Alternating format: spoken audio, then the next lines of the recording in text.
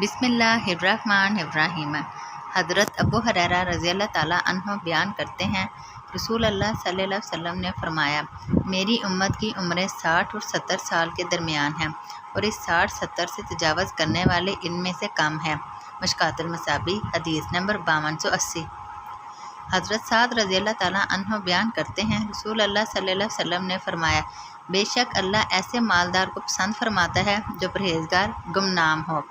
मिशकातुल मसाबी हदीस नंबर 5284।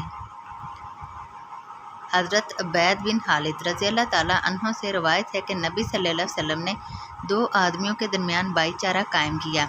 इनमें से एक अल्लाह की राह में शहीद कर दिया गया, फिर दूसरा इसके तकरीबन 1 हफ्ते बाद फौत हो गया। सहाबा ने इसकी नमाज जनाजा पढ़ी तो नबी सल्लल्लाहु अलैहि वसल्लम ने फरमाया, तुमने इसके लिए क्या दुआ की?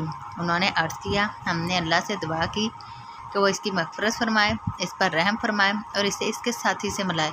नबी सल्लल्लाहु अलैहि वसल्लम ने फरमाया, इसकी वो नमाज़ें जो इसने इसकी नमाज़ों के बाद पढ़ी वो कहाँ गई, और इसने इसके बाद जो अमल किए वो कहाँ गए?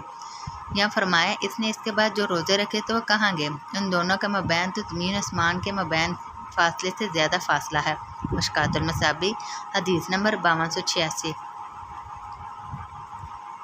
हज़रत अनस रज़ी अल्लाह ताला अन्हु से रवायत है कि नबी सल्लल्लाहु अलैहि वसल्लम ने फरमाया, बेशक अल्लाह ताला जब किसी बंदे के साथ भलाई का इरादा करता है तो वह इसे अतायत वाले कामों पर लगा देता है। अर्ज़ किया गया, अल्लाह के रसूल, वो इसे किस तरह काम पर लगाता है? फरमाया, मौत से पहले इसे सालेह अमल करने की तौफीक अता फरमा देता है। मिशकातुल मसाबी हदीस नंबर 5288।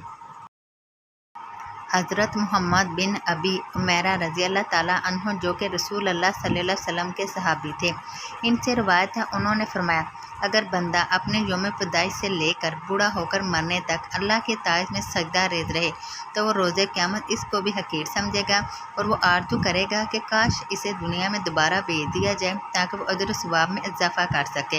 मिशकातुल मसाबी हदीस नंबर 52